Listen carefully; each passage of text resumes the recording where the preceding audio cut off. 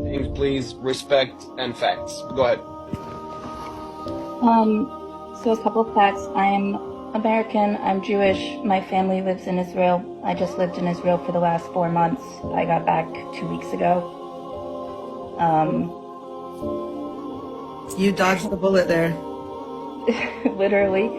So what I think everyone who's never been to Israel and to Palestine don't really understand, you don't really understand until you go to the territories around the West Bank and around Gaza, and you're close up and you see the wall, and when you see the surveillance, and when you see cameras pointed towards the settlers, just a couple, and then you see thousands of cameras pointed towards the West Bank and to Palestinians, and those cameras are pointed into their homes, like not just the streets, not the public areas, straight into their homes, into their backyards, on their rooftops. I mean, until you see it, and you see that there are, on the checkpoints, there are autonomous weapons loaded and ready to shoot someone based on video footage, and that those autonomous weapons are pointed on one side. Like, I don't think people understand what occupation means. And I don't understand because I haven't lived it. I have only looked at it from a distance. But what I can imagine is if you're a child and you're growing up knowing that the country that you live in hates you and that they are willing to kill you, having never met you in their life based on just a video image, that the facial recognition and the surveillance and the high degree of technology and spyware that they have guarantees that they could pick off Hamas members one by one without ever blanket bombing Palestine.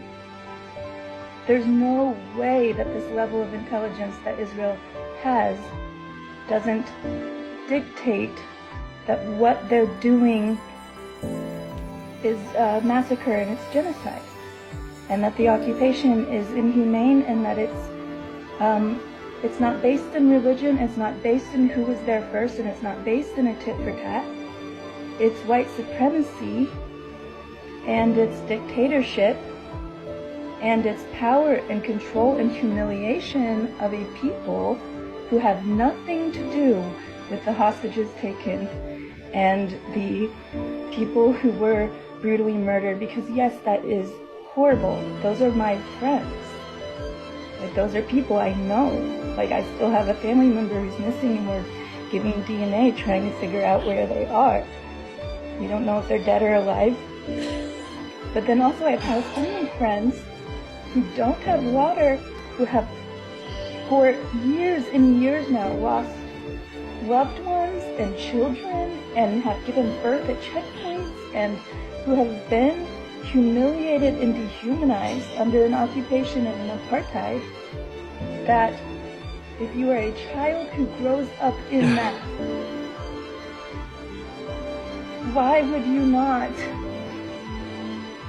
fight for your dignity or stand up for your freaking rights? And if it's about who was there first, then America needs to take a good long look at the reservations that we put all these Native Americans into, and the poverty that they live under. If it's this land belongs to whoever was here first, then we have a big reckoning to do.